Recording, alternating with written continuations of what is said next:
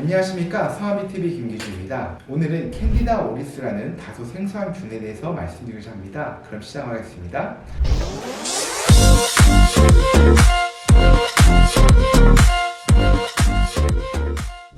캔디다 오리스란 균은 곰팡이균의 일종으로서 최근 질병청에서 2026년 3월 29일 날 4급 법정 감염병으로 지정된 아주 위험한 균이라고 보시면 될 것 같습니다. 이 균은 곰팡이균의 일종인데요. 곰팡이균, 진균으로서는 최초로 법정 감염병에 들어갈 만큼 매우 중증도가 높고 위험한 병이라고 보시면 될 것 같습니다. 이 균이 왜 위험한지 말씀드리겠습니다. 사실 캔디다라는 균은 곰팡이 중에 가장 흔하고요. 또 치료도 잘 되는 편에 속합니다. 보통 캔디다 균은 캔디다 알비카스를 포함한 여러 가지 타입들이 있는데요. 이분들 같은 경우에 혈액 내에 있으면은 플루코나졸 같은 가장 기본적인 진균제를 쓰면서 치료를 하고, 만약에 이게 객담이나 아니면 소변에만 균이 발견되는 상태라고 하면은 통상적으로 컨디션이 좋으신 경과를 보고 가능성이 높다고 판단되거나 면역력이 저하돼서 중증이 높다고 판단된 경우만 보통 치료하면서 결과를 본 경우가 있는데요. 근데 이 균 같은 경우는 사실은 저희가 그렇게까지 위중증한 균이라고 보지는 않습니다. 하지만 캔디다 오리스 같은 경우에는 다른 곰팡이균과는 다르게 환자분에게 감염을 유발할 시 사망률이 30에서 60%까지 보고되고, 일부 연구에서 30에서 72%까지 사망률이 있다고 보고되고 있습니다. 뿐만 아니라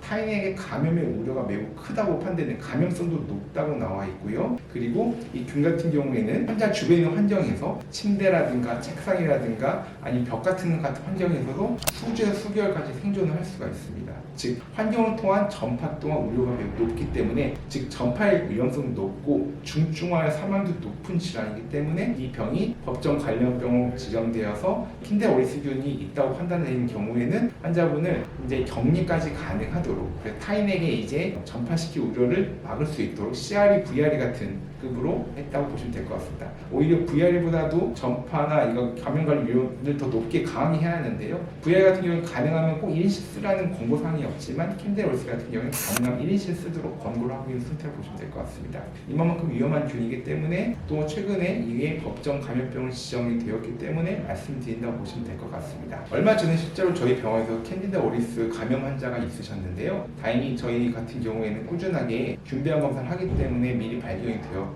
이 같은 경우에 일반적인 플루코나졸 같은 진균제가 아니라 저희 병원에서도 캔디다 오리스에서 가장 1차로 사용하는 에티노칸딘이라는 계열의 진균제 중에서 저희 병원에서는 이카폰진이라는 진균제를 미리 입고해서 사용을 하였고요. 다행히 그분 같은 경우에는 치료가 완치가 된 상태에서 현재 잘 지내고 계십니다. 하지만 캔디다 오리스 같은 경우에는 앞으로 늘어날 수밖에 없기 때문에, 이런 균이 가지고 계시거나 아니면 이런 균이 생길 만큼 중증도 높으신 분들 경우에는 이런 감염 관리 잘 할 수 있는 병원과 의료진을 가지고 있는 곳에서 잘 치료받는 게 좋다고 생각되어집니다. 오늘 내용 여기까지입니다. 다음엔 더 좋은 내용 찾아뵙도록 하겠습니다. 감사합니다.